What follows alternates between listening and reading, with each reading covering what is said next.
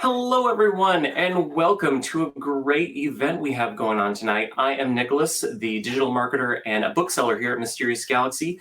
Tonight, for you, we have Marie Brennan and Alyc Helms, or as they're also known by their joint pen name, M.A. Carrick. Tonight, we are discussing their newest novel, The Liar's Knot. This beautiful cover, the second in their Rook and Rose series. But joining in conversation tonight, we also have Melissa Caruso with her newest novel, The Quicksilver Court, the second in the Rooks and Ruin. Did you all plan this? I have to say this. Did you plan this?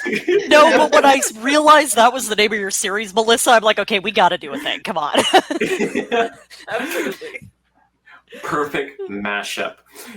And The Liar's Knot is a clever con artist, a legendary vigilante, and a dashing crime lord must fight to free their city from the clutches of a dark and ancient magic. What more could you want? And what a provocative cover, just like the last book. All right. Before I disappear and let these three lovely individuals discuss, don't forget, we're also offering signed book plates by them. If you go ahead and you hit the buy books and get signed book plates button below, you can go ahead and get signed book plates not only from Marie and Alyc, but also from Melissa. Thank you very much. Well, without further ado, I am going to now disappear, and I'll see you all later. Great. Thank you so much. Yes, thank you.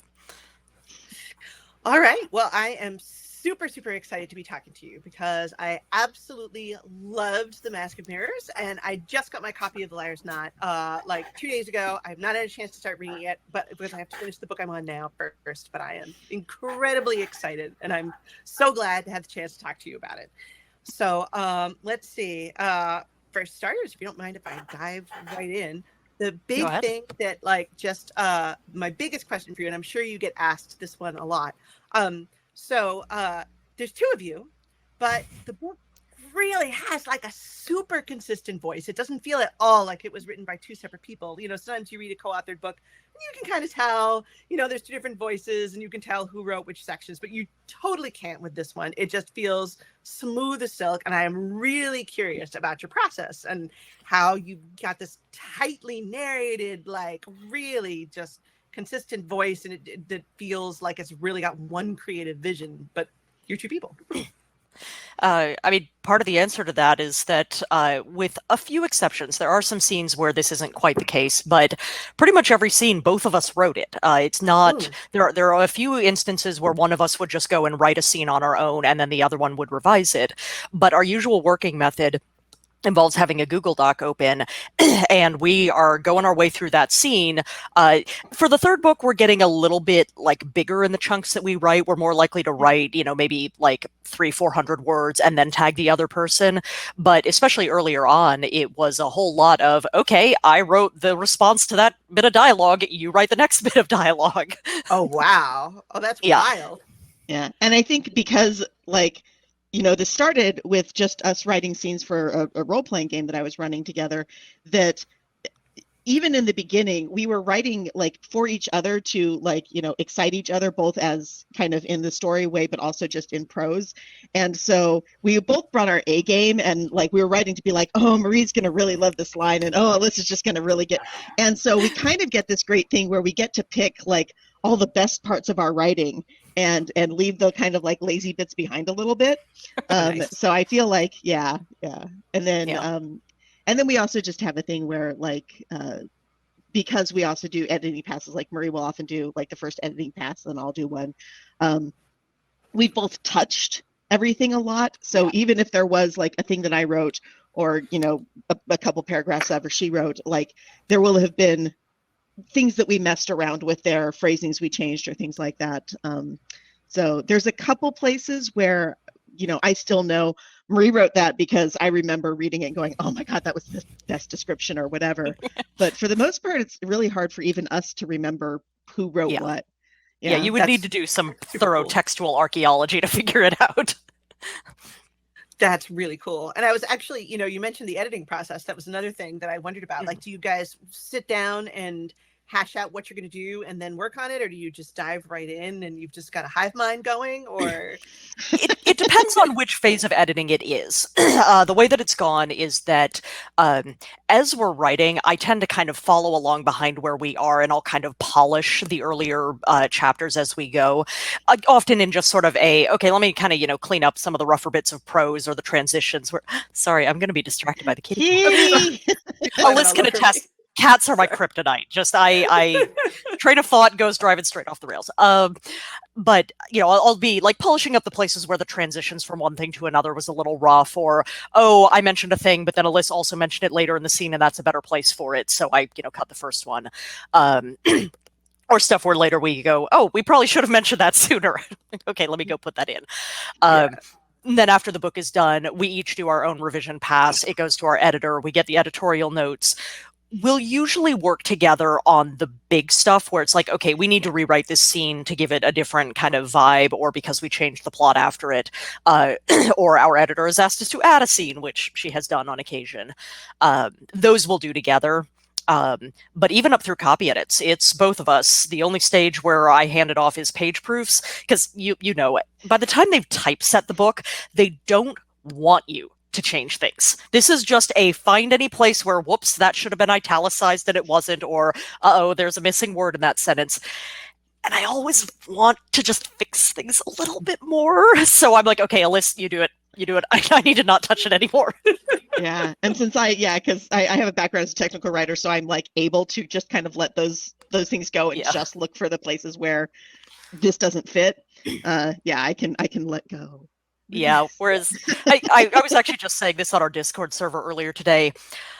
I don't believe in astrology, and also, I'm a Virgo. Like, the meticulous control freak end of things, it's a little true. This led to Alyc saying at one point, I bring the Virgo, and Alyc brings the Vargo, which, for those of you who've read the book, it's true.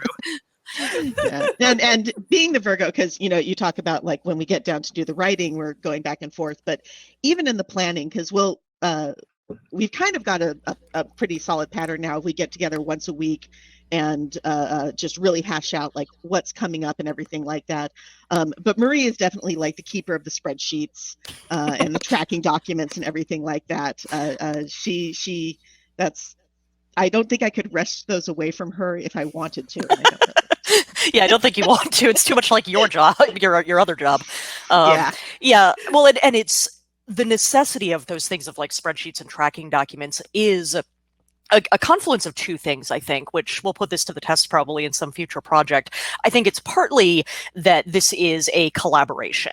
And so all the stuff that I can rely on myself to just kind of hold in my head, well, if there's two of us involved, we need to make sure we both remember the same things, right? Right. And then the other part of it is, anybody who's even started reading The Mask of Mirrors knows this is a complex web of intrigue and secrets and lies. And if we don't keep track of information, we are going to stab ourselves in the back with our own plot. Oh yeah. I was really the degree to which everything held together, as somebody who personally loves tightly woven twisty plots, was really. Now, did you outline the heck out of it before you even started? Or more than we do usually? Yeah. Yeah, it's like yes and no. Yeah. There's layers of yes and no. In fact, the more I think about it. Because the reason we wrote this to begin with is because we kind of knew like a story arc we wanted to tell, especially in terms of the kind of character relationships and the way that they changed and evolved and matured and got more complex over time. And so in many ways, I'll let you say what you call it, Marie. That we had invented the invertebrate novel. Yeah. Yeah, because there was a stage in the planning process where we're like, we have all of this like rich, tasty meat of characters and their interactions, and we need a spine of a plot to hold it together. So, yeah, for a while it was the invertebrate novel.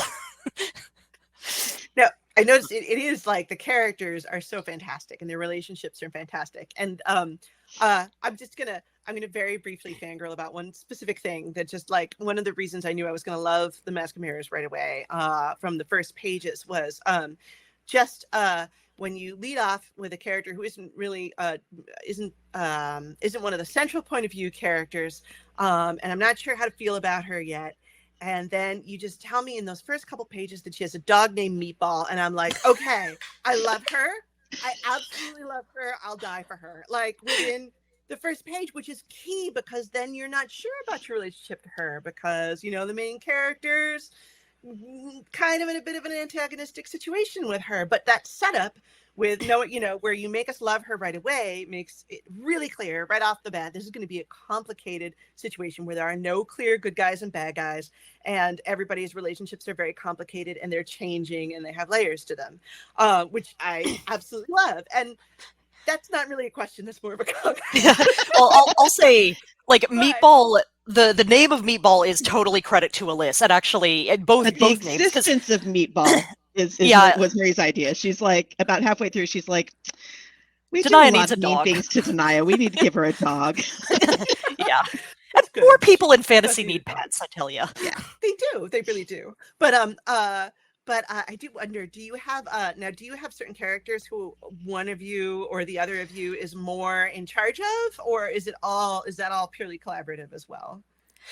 Because of the role-playing game roots here, it definitely did start off that way, and there's still a little bit of it that Ren is my PC, like just straight up. She's the character I'm playing in the game. She's, this half Rosenian con artist in the game. The context is different, but there's a lot of similarity. So the scenes that we wrote for that game, we were writing them from Ren's perspective, and it was kind of like RP, that I was running my character, I was writing her thoughts, her dialogue, her actions, Alyc was writing all of the NPCs, and then we're coordinating in a chat window about where are we trying to go with this, and wait, hold on, I've got a way to set this up. Okay, here, let me write a bit of dialogue for the NPC, is that okay? And that's fed over into the books in terms of Ren was the one I was taking the lead on, and then like Gray and Vargo are more Alyce's character, and Tess. I actually have a hard time doing Tess's voice properly. Yeah, I still tend to like take point, like if there's a scene where it's just Tess, I'll be like, I'll write this if it's just her doing her own thing. Whereas like if there's a scene of like Ren, perhaps like doing a pattern reading or something where it's just Ren, chances are Marie will like take charge of that, because I do find it hard. It's not even like hard to get into Ren's headspace. I and this comes from just a lot of like years and years of online RP. I have trouble like taking charge of Ren because I feel like I'm god modding, which is like you're not supposed to do that in like online RP. Right, yeah. And so like I do it more, but I know especially in the first book, I very often would like kind of leave the writing of Ren to Bryn because Marie, sorry. Because the names are similar. But yeah, and it has changed over time. I was more comfortable writing Gray earlier on. It took me longer to get used to writing Vargo. And Tess, like, I know what Tess will do, but then I need Alyc to come back in, and this is that revision thing that Alyc is the one who will find there's a line in The Liar's Knot where I think Tess says something or Pavlin says something, one or the other of them when they're interacting, and there's a line about the character gaping like a popped seam. And I'm like, I just never would have come up with that, but that is such a Tess description. Right, yeah. Oh, that's awesome. So now, if it came from a game, I'm really curious, did you have to kind of, when you were creating a separate story, did you have to kind of weed out the other characters and anything else that was more like, or how did that process of translating it go? So the other player characters, we actually just got asked this on our Reddit AMA. Sorry. No, that's fine. Like, it's the first time I think anybody's ever asked it too. Yeah, which is a rare question. Yeah. Yeah. Basically, none of the other player characters show up in the novel, and that's because this is the whole invertebrate novel thing. We had Ren and these NPCs and this, rich context of stuff that had been happening kind of completely off to the side of the game, which is why we could take it and make a novel out of it. Right. The PCs are involved with plots that are nowhere in the novel because that's not the story we're telling here. The only kind of exception is that Sedge is somewhat based on a character named Thorn, who had actually been in the original, like very short-lived. I think we had like 3 sessions of the game.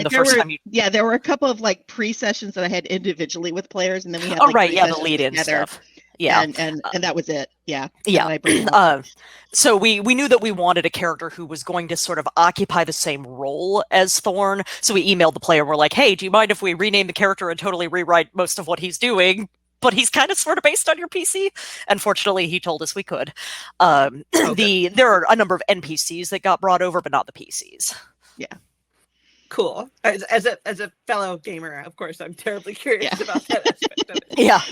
And when Marie is saying about the invertebrate novel, we did, because we have all these relationships, but we did take like the entire, the world and the original plot that these were taking place in. Yeah. All of that went back down to, the studs and bolts, and we kind of rebuilt it up from there. So there's very little similarity between what the game setting was and what the novel setting is.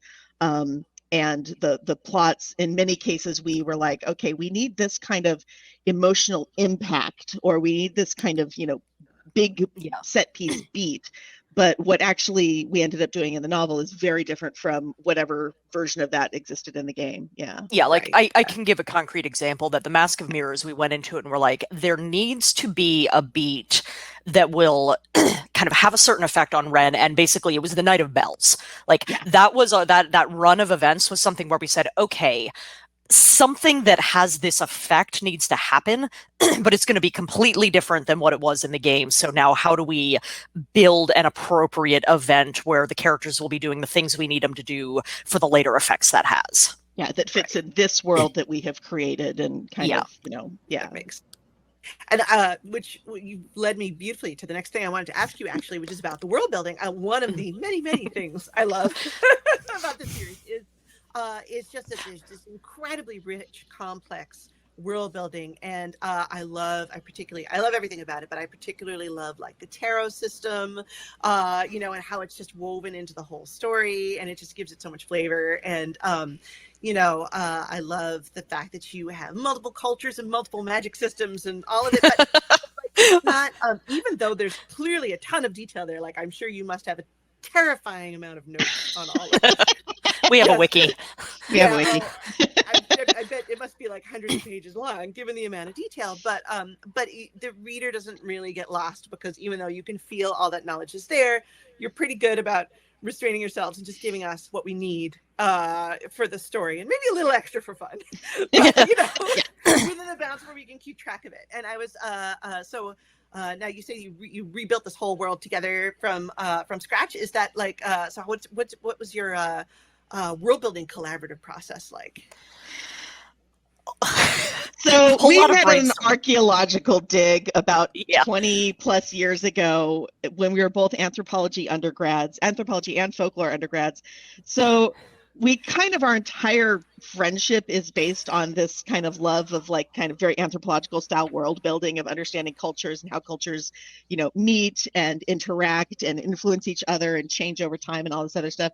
So this was kind of us just having fun with all this stuff that we've like loved for decades. Yeah. And for me, there's also an element of, I'm actually coming up on the end of the 5th year of a Patreon called New Worlds. It's still going. 5th year is not the end of it.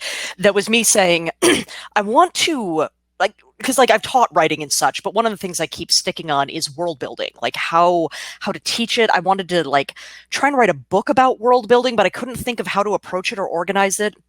I decided I would do a Patreon. 5 years of weekly essays later, I know why I can't write a book about it, because I'm still writing books, plural here. But it meant that when we started doing the world building for Rook and Rose, it started being a piece of how can I take the stuff I've been talking about in the Patreon and really try and apply it this time. We spent time just sitting around and brainstorming stuff.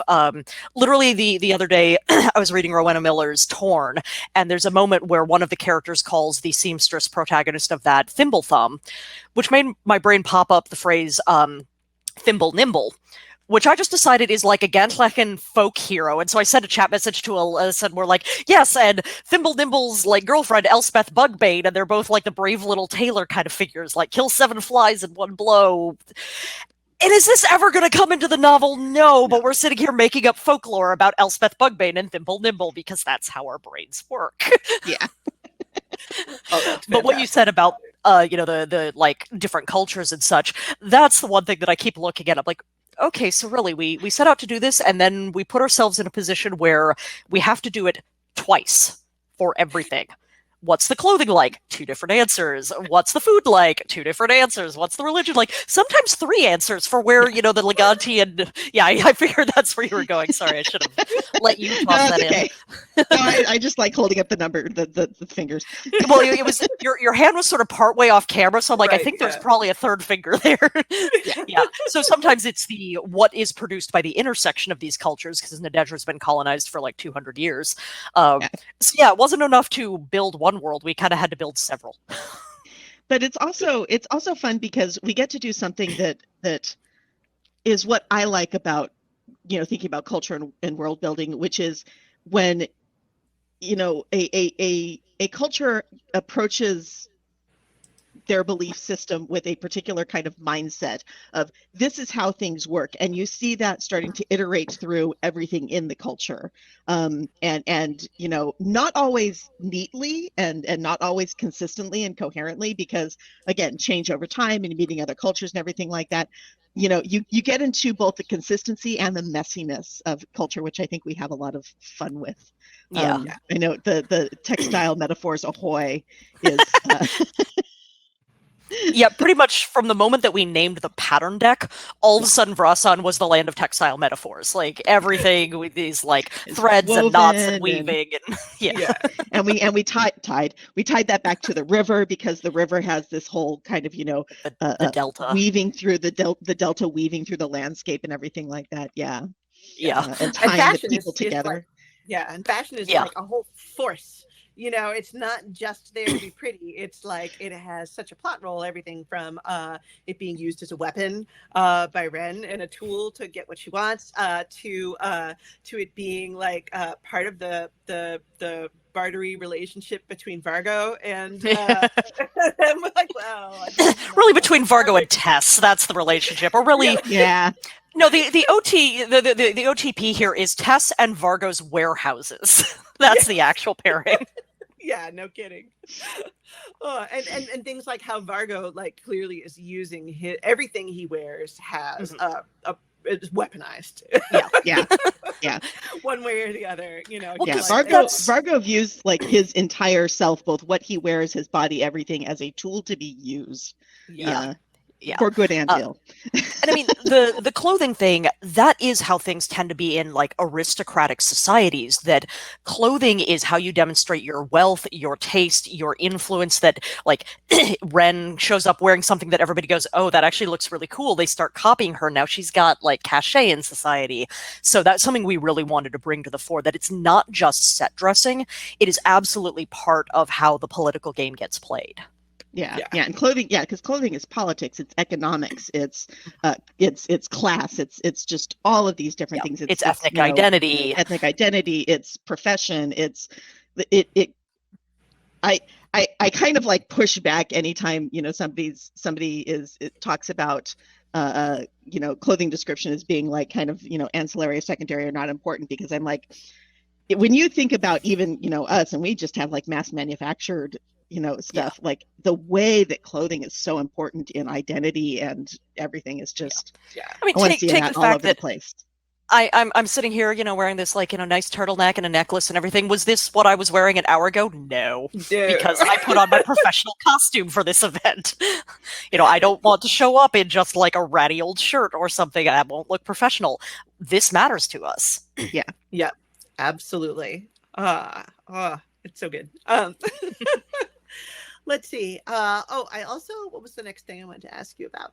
Oh, yeah. So in the Liar's Knot, which I haven't started yet, obviously Mask of Mirrors is all in one city, and it's so wound into that city. Is the Liar's Knot still also in the one city, or does it go out? Oh, good. I mean, I shouldn't say. I don't think we ever go north of Floodwatch in any of the south of Floodwatch. South of Floodwatch, Yeah, I mean, the closest we come is that there is Azrais's dream, this like dream realm, and so there is some. What is space even in Azrais's dream? Apart from that, everything is in Nadezhra because, I mean, not that I don't love a book that then also takes you on a grand journey, but I'll admit I am a sucker for things that really embed themselves in a place and you get to know that place so that it reaches a point where if we name off a district or something, you've got a personality associated with that. Yeah. That's one of the things that I'm one of the reasons I'm really excited for The Liar's Knot is like I feel like you really have that sense that I'm going to be coming back to a place that I know, which I love, which is one of the great things about fantasy when there's a place that that doesn't actually exist that you can come back to and and hang out there again, and it's a wonderful feeling. So speaking of book 2, I know that books 2 are often particularly they have their own unique challenges. So was it like was there anything that was particularly uniquely book 2 struggle or obstacle that you had to overcome or that was different about it? I'd say the biggest challenge we ran into, and this is something which we're also wrestling with massively in book 3, is because we have multiple different plots going on, it's the question of what moves forward when, what resolves when. There actually was a whole strand of plot in book 2 that when we sent it to our editor, this thing was in there, and we ended up ripping it out completely. And basically saying, okay, those developments are going to be postponed to book 3 where they're going to have more time to breathe and to be more integrated with other things. And then we filled that with kind of fleshing out some stuff that we had already in book 2, which had gotten shortchanged. Yeah. And I feel like in some ways, like book 1 was fun because it was kind of wild frontier. We had we kind of knew where we were going, but we were developing the world, we were developing the characters, we were kind of letting things develop a bit more organically. So as much as we had challenges around remembering what everybody's identity was and who knew what and who was lying to whom and who had met whom in which identity and what they had told them in that identity and all those many layers of things. And at the end of the first book, we let you behind that curtain, and you, the reader, know the answers to most of that, even if the characters don't. And so, in some ways, writing book 2 was a lot easier because we could play with that, and we didn't have to keep those things in mind as much because we could play with that with you as the reader. On the other hand, we still had to maintain who knew what and which identity and everything like that. But that was fun. I don't know. I feel like we had fun with book 1. I think we had even more fun with book 2. Ooh. And I think that also comes down to, we were saying the character relationships that we kind of were writing the series for, they're the meat that we kind of enjoyed. A lot of those are things that actually come out and develop in book 2. Like the original scenes we wrote are almost entirely scenes that found a version in book 2 because the one of the best bits of praise I think we've been seeing in reviews of the book is that it doesn't have middle book syndrome. And honestly, it's because the middle book is in many ways, it's not the placeholder we put in to keep parts 1 and 3 from bumping into each other. It's the reason we set out to write the series. Here's the core of it. The Mask of Mirrors was how do we justify all that stuff and build the foundation that it needs. And then the third book is what's the fallout of all of that stuff. It is absolutely not the afterthought of, oh crap, we didn't really plan for a trilogy, what do we do now? It's okay, we finally get to do those things. We were giddy. That's the best feeling, and those are those are the trilogies I like best, is where the book is where it's really the pivot book, the crux of the whole thing. So I'm even more excited to read it now. And I've been quoting in various places. Marie Brennan, no relation, said at one point on Twitter, the second book of a trilogy is for kissing. And I take that in the broad sense of relationships, and I think it's very true, because the first book of any 3-part story sets up who these people are and how they know each other and how they're interacting. The second book, the third book, then you have to wrap up a bunch of plots. Book 2 is often where you can really get into the depth and complexity of how these characters build up these relationships and change each other through their interactions. Yeah, absolutely. Yeah, no, that's exactly what I was shooting for. I had my second book just came out too, and that's the same sort of thing I was shooting for. So Yeah. Yeah. All right. Cool. Well, let me see. We have a few questions. We have let's see. We could start diving into them, or we could keep going for a little bit first. I don't mind diving into them, because knowing us, we'll probably end up rambling on for like 10 minutes to some of them. Yeah. Cool. Yeah. Yes. Anybody? Oh, go ahead. If we run out, I can totally come up with more. So it's not a problem. All right. Cool. Let's see. The first one, were there any moments in writing The Liar's Knot that a plot point got mixed up and some serious editing had to be done to get it straightened out? Not in... So The Mask of Mirrors, there was one point where we'd written the book, we'd revised the book, we came back to it and we looked and we went, oh, crap. Because we try to be honest with the point of view in The Mask of Mirrors. Like, there are some rules that we set ourselves for how to go about like governing what information we're giving you when. And we realized there was one place where a character had a piece of information that they would connect to other information they had gotten by other means, and that was going to cause a massive problem with the plot. The fix for it wound up being simple. It was something basically where I probably shouldn't go into detail because I don't think I could do this without spoilers. But effectively, all we had to do to fix it was to remove the place where Ren had given someone her name, and then like one place later on where somebody referenced that name. Like, that was a small fix, but it was like half an hour of rolling around on the floor going, oh God, wait, okay, so no, this would cause because we that. had to track back to that fix. There was like, forensic archaeology going on there. I'm thinking of like my mental image for it is, when you get like a snarl of cables and you're going, I don't know what this cable is for. And so you're like following it through this giant mass of other cables until you go, okay, that's what it's plugged into. Got it. Yeah, we can pull that out. Okay. Yeah. And I will say in The Liar's Knot, so there was the thing that Marie was talking about where we had a entire plot thread that we realized we needed to pluck it out, put it in book 3 to make it like give it room to breathe and actually give it, the gravitas it deserved. And that gave us more space in book 2. We had already written through most of it, if not all of it. And so there was, again, kind of pulling that out and making sure that everything still worked and was spaced properly. But the other thing I think, and I can't remember if it was that one or was another one, but there was one thing where I would we would write it and I went back to Marie like 5 times and I was like, you know what, this isn't working. Oh God, yeah. We have to write it again. Yeah. It was basically the like chapter 20 to 21 sort of transitional bit. So the end of part 4, beginning of part 5, it was, we had a plan and then we ripped it out and we kind of changed our plan like literally, 10 minutes before we started writing, and we started doing that. And then there was something else that was going to happen after that. And then Alyss was like, wait, I think we need to not do that either. I'm like, unfortunately, you're right, which is why I won't throw things at you. The other thing that I would say was a big challenge for us in that book is the set of events. I'm trying to figure out how to do this not in spoiler. The night of Canalis Tricot. Like, there's a whole set of events that happen on a specific night in the book. That was something where once we got it written, we were fine. Yeah. But my God, figuring out how to make that whole section go. That and I think was...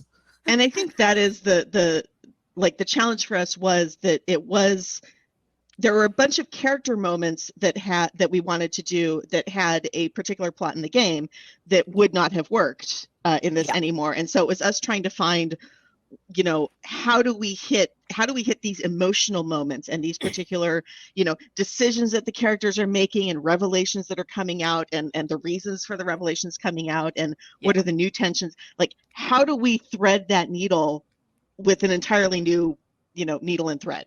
Yeah, right. And for added difficulty in the professional driver on a closed course do not attempt, we were actually taking several different things that had happened in the game and going, how do we make them all part of the same plot rather than this happens here and then this happens here and that happens over there. It's let's slam them together, which without becoming so ridiculously complicated that, you know, we were getting lost. Yeah. But I have to say, because I think that's, does it matter if I give the chapter numbers? I don't think that'll give anything away. I don't think 14 through 16. 14 through 16, like the way they finally, when we got it, when we nailed it, when it came together, it's like patting ourselves on the back. Like it is just a beautiful kind of clockwork, things clicking together, like, you know, for want of a nail, kind of a like, you know, things feeding into each other. It's really satisfying for us. Yeah. We hope it's satisfying for the readers as well. But yeah. I'm super excited because I love that kind of thing. So yeah. Yay. All right, let's see. Next question. We've got so when are we getting the Thimble Nimble spin-off series? So we actually, I don't know if we'll end up doing this because we'd need to accumulate a lot more than we have, but yeah, we've made up like tons of random folklore, some of which gets referenced in the stories, some of which doesn't. And it actually would be really fun for both of us as folklorists to really write up a bunch of this folk material and put it out as just like a little ebook or something. Like I actually just recently, it's only just now made its first trip out the door, so it has not yet been sold to a magazine, but a short story that is the folk tale of Constant Ivan and Clever Natalia, who are these folk heroes that get referenced in the story. Because the story that I wrote is something that, like, the details of it end up being plot relevant. So I'm like, I want to go write the story itself. So yeah, we might actually do a folklore collection at some point, at which point, yes, Elspeth Bugbane and Thimble Nimble need to show up. Yeah, I actually, I think the night that Marie sent me that, you know, Thimble Nimble idea, and I was like, oh, that fits so well with Elspeth Bugbane, because you'd be like Elspeth Bugbane, her little, like, pocket boyfriend, basically. And the night she sent that to me, I, like, wrote down a bunch of, like, basically story titles in a very kind of Paul Bunyan-esque, like, like folk hero kind of thing. So I have, like, 5 or 6 titles for stories that I know are going to go into that collection if we ever do it. We should do it. I want to do it. We should. Yeah. Sounds awesome. Yeah. Let's see. Next we have what books are you reading or have you read recently that you would recommend? So one that I finished recently is She Who Became the Sun, Shelley Parker Chan, which that was an interesting experience for me to read because I have been learning more about Chinese history recently, but the period it covers is one that I'm not very familiar with.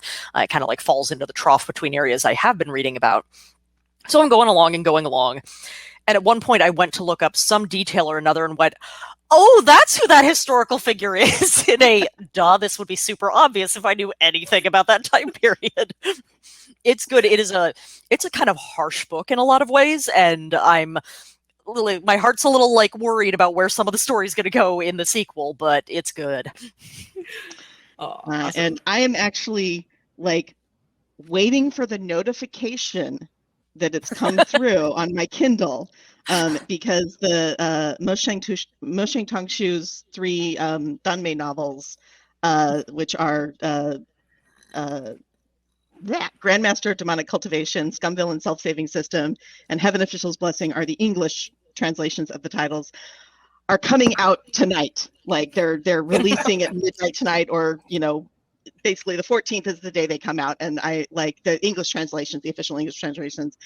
And I've read, you know, the fan translations, and actually the publishing company worked with the fan translators and fan artists to actually get these licensed translations out. And so it's really exciting that they've actually worked with the people who've put all their love and time and effort and, you know, hooked them up with editors to kind of get these fan translations. And so I'm really excited because not only am I going to reread them, even though I've read them multiple times at this point, but I'm going to shove them at all my friends and people who might not, you know, might be a little, you know, daunted by a 500,000 word novel, or, you know, not, you know, for whatever reason, haven't touched them. Like yeah. Yeah, no, we don't get to throw stones. Yeah. So I'm really excited about those, which are coming out like tonight/tomorrow. I've got, go ahead, I was just going to say, I'm waiting for those as well, because I was running into the problem of the roughness of the fan translations was making it hard for me to get into them. So getting a more polished version, I'm very much looking forward to. Yeah.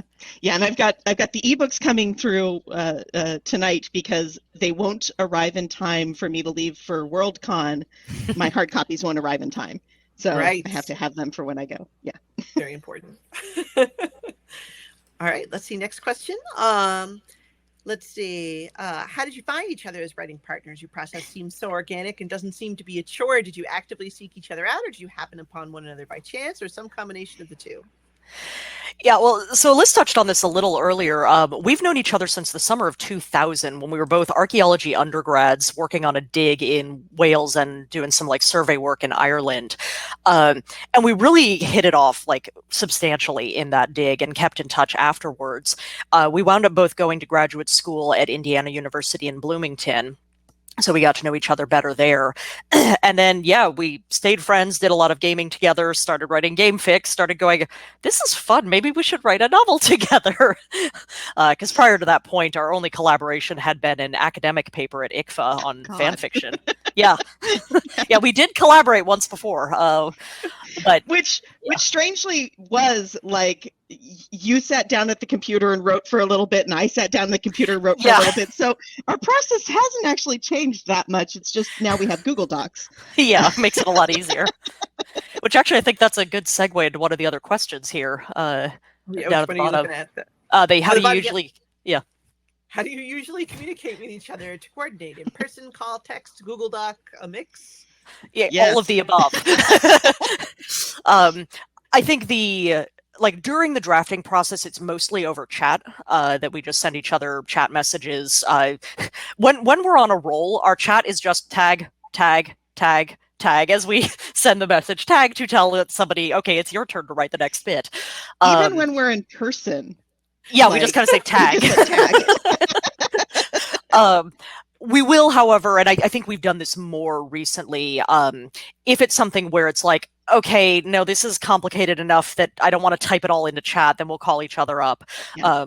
Sometimes by phone, sometimes over Discord. And then, yeah, we have like usually a weekly planning session to sit together in person and just go, okay, no, we need to figure out where we're going next. Because we touched, I think we ended up not giving a complete answer to the outline thing earlier.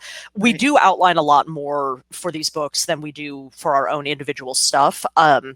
But there's still a degree of, we're laying the track like a little bit ahead of the train. We'll know where the big beats are going to happen usually. Like we will kind of put out an outline and say, okay, this many chapters, we're going to put this big event here, this big event here. But what happens in between those, that's the weekly planning sessions of, okay, I mean, we need to be writing that chapter soon. We need to figure out what's going to happen in it. Yeah. And a lot of times, especially, as we're kind of coming up on finishing book 3, because we're in the middle or near the end of writing book 3. We just finished chapter 24 of 27. So we've got 3 more chapters to go. 3 chapters left. But a lot of the discussions now are figuring out the kind of, metaphysics of how some things are going to be, happening and falling out and everything like that. So, yeah. Especially a lot of things around how are the different metaphysical things you see going to interact with each other and how can we make them work or cancel each other out or whatever. Yeah. Oh, I love that by book 3, it's escalated to the realm of where you're figuring out the metaphysics. Poor Ren. All she wanted was to run it on. You say this as if book 1 didn't involve a whole lot of us going, okay, so the metaphysics. Yeah. I'm not surprised that's where it goes, but poor characters. Well, I think this is not a spoiler to say. We've got a character that shows up in The Mask of Mirrors and plays a larger role later on, Toniquis, who basically she's an inscriptor. She practices numinatria, but she finds out in book 1 that this whole pattern thing, like apparently there's actually something to it, and Toniquis is basically like, tell me more. And Toniquis wants to figure out how do these things fit together? Because numinatria gives you a very structured, organized, rational cosmos. It's beautiful. It makes sense. How does this pattern thing fit into it? She is determined that she will find the answer to that question. So Toniquis drives a lot of our, no, we actually have to dig into this and go, how are they going to interface? Because she wants the answers to that. Yeah. On the other hand, Toniquis is very useful to basically do an info dump of this is how a thing works. Just long enough until the other characters interrupt her and be like, okay, but let's get to, Back on track, Tonnequist. We Yeah. swear we wrote Tonnequist and developed her personality before She-Ra started airing, but if you just imagine Entrapta, you're not entirely off base. Nice. She's like, but science! Except All right, magic. Tiny You know. food! Well, let's see. The next question is, speaking of games, which games have inspired or motivated you the most? Well, so I mentioned that Alyss and I met on this dig, where Alyss actually ran a very makeshift tabletop game, because we did not have dice with us. We're in the middle of a field in rural Wales, but we did have decks of cards, and we had didn't have rule books. Yeah, we didn't have rule books. We had your memory of the general setup of Changeling the Dreaming, like the different types of fairies that exist in it, and I had a vague memory of White Wolf tabletop mechanics. So we hacked together a tabletop game in which I made a character named mah-REE that I then played in the LARP that we were, that Alyss was co-running in Bloomington when we were in graduate school. And I might have written some novellas named Cold Forged Flame and Lightning in the Blood that have a character named mah-REE in them. I swear I don't always turn my game characters into books, I but was going to say, sometimes I do. and then of course with that Changeling LARP that I was co-running in grad school, Marie ran an offshoot LARP. No, not a LARP, tabletop game. Or offshoot tabletop game, and I will let her. So the Onyx Court books, they kind of came out of that because I was researching English history and developing like a fairy history of England. So yeah, they're clearly Changeling is a thing which has influenced me a bit. Well, I can't blame you for taking the name or some inspiration from your character, because actually when the main character of my Brooks and Ruin series, I stole the name from a previous LARP PC of my own. Because I needed a name really fast when I was writing the proposal, and I was like, okay, Rick Sander, yeah. Now I'm amazed. It's like a test kitchen. Like games are test kitchens for characters and stories and things like that. Yeah. Yeah. I mean, I don't think it's an accident that when things have gone from a game into like fiction for me, most of the time, and the Onyx Court is a bit of an exception to this, it's been character based. And it's because in a game, especially when I'm a player in a game, so Memento, the tabletop game that the Onyx Court books came out of, I was the GM for that. And so it was more the history I developed and like some NPCs that basically Invidiana and Tiresias were NPCs in that game. But when it's me coming as a player, your player is your character is the only thing you control as a player in like a tabletop game or a LARP. And so you are very intensely in that one head in a way that you're not as a writer. As a writer, you're having to control everything. But you really so deeply inhabit that one character when you're gaming, or you can, depending on how you play, that it's not too surprising to me that they really stick in my head. And I kind of want to be like, okay, there was a cool, like, sort of skeleton of a narrative in there buried in the crappy pacing and dropped threads and weird that came out of nowhere that games have. How do I take that and like redo it this time better? Yeah. Oh, absolutely. I think games are some of the best test kitchens out there. Let's see. Next one is, do each of you have a certain process for researching your books? Has there been anything truly fascinating you've discovered during research? So many things. Yeah. Well, especially a lot of what I've written has been fairly research intensive. Like the Onyx Court books were my home PhD in English history. Lady Trent, I was researching different parts of the world that I was using as a model for where Isabella was traveling to, and also like research into biology things and such. So when people ask me like, what's an interesting piece of thing that you've discovered in the course of your research? I'm like, giraffe have 7 vertebrae in their neck, just like we do. They're really weirdly shaped and super long. Like, I am a font of useless crap like that. Go ahead, Alyss. Oh, no, go ahead. I would actually separate the research into... I'm going to say 3 categories.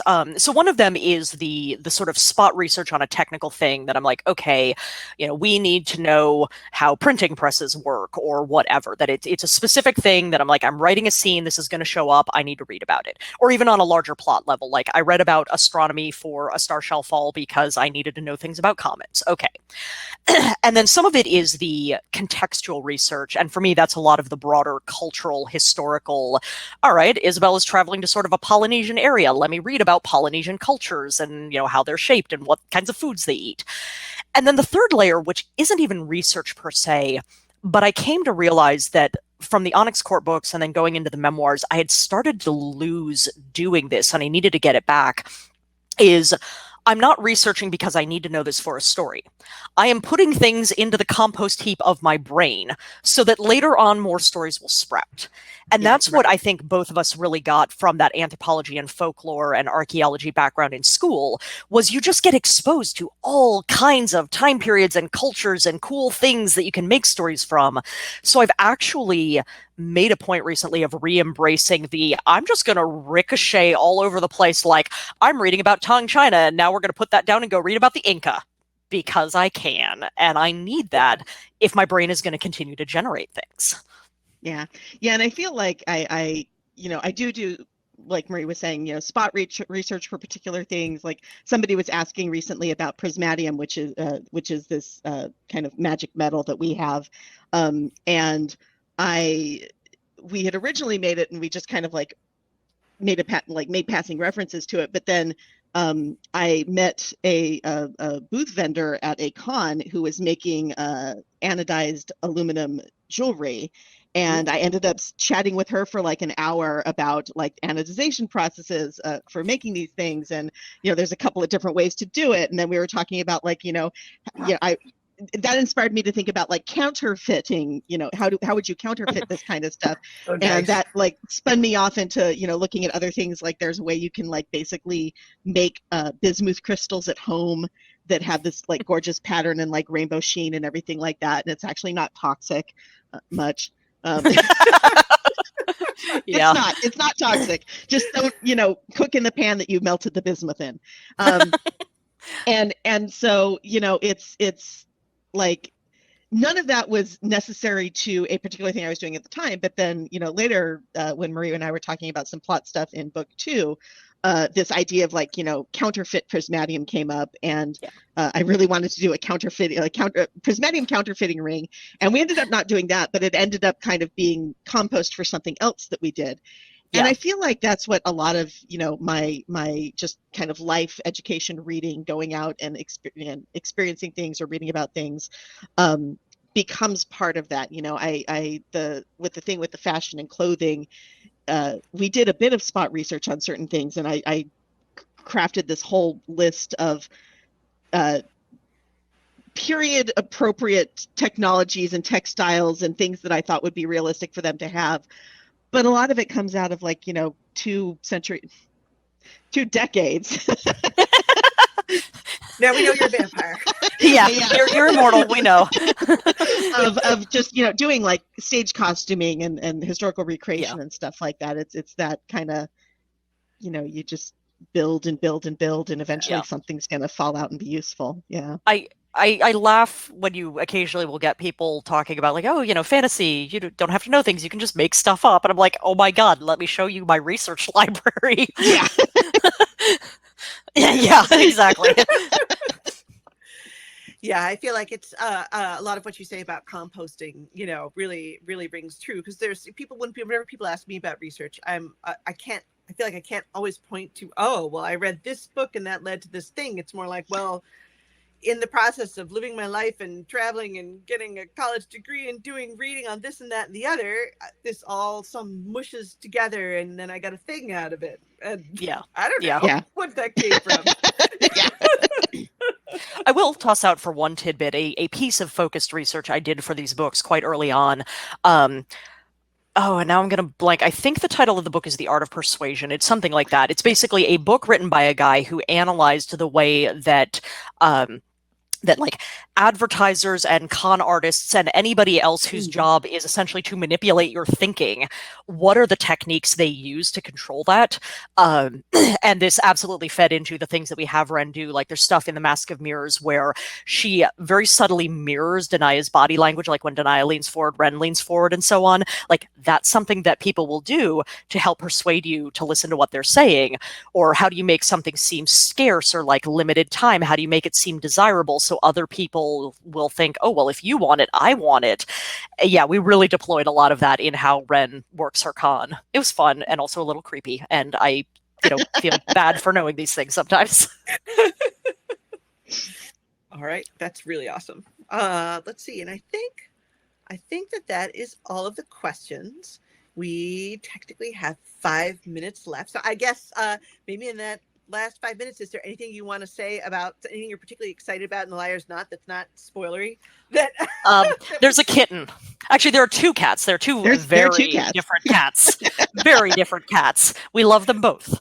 One of them is named Doomclaw the Yowler because Alyss is great at naming pets. That's fantastic. Though perhaps calling Doomclaw a pet is an exaggeration. Doomclaw is an animal companion. Yes. But yeah, I mean, having put Meatball into the first book, we're both cat people. We need to give cats some love here. Absolutely.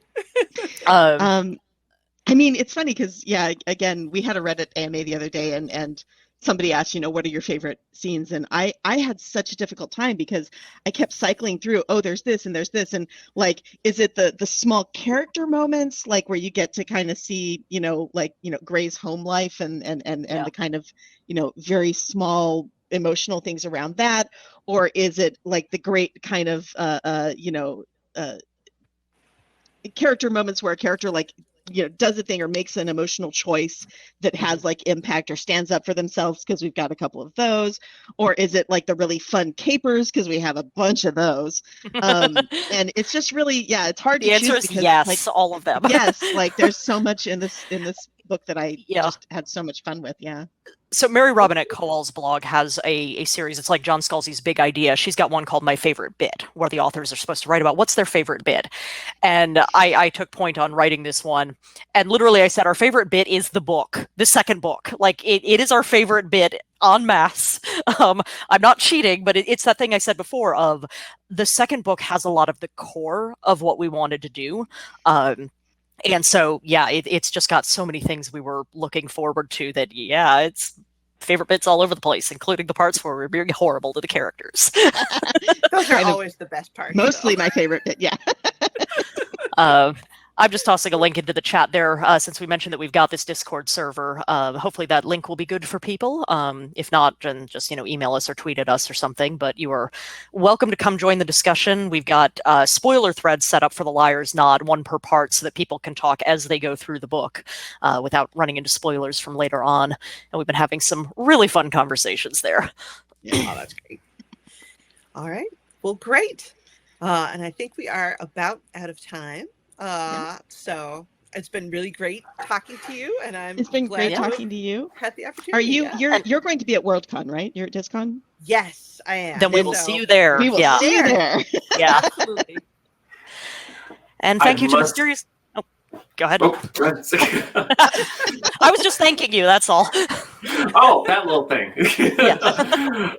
Oh my gosh! Between you, Marie, Alyss, Melissa, there's so much creativity in this digital screen. I don't know how you do it. This just insane how much you're just able to go, oh yeah, we created a character and I made him develop a few books out of it. Whatever, it's okay. This has been so wonderful. Thank you so much, all 3 of you, and thank you everyone who have been watching and tuning in. Don't forget, if you haven't already, go ahead and hit the button down below that says buy books and get signed book plates, because Marie, Alyss, and Melissa all are doing signed book plates if you buy their books, and they are wonderful and they look wonderful. So with that, grab all the books, and you can also buy Mask and Mirrors. I don't have the first book for Rooks and Ruin. I'm sorry, it's out in the storefront, but we have it too. There we go. You can buy any of those and get signed book plates. Yay. With that, I will bid adieu to everyone. Thank you so much, Marie, Alyssa, and Melissa. Thank you so much. And have a good night, everyone. Thank you. Bye. Thank you. Good night.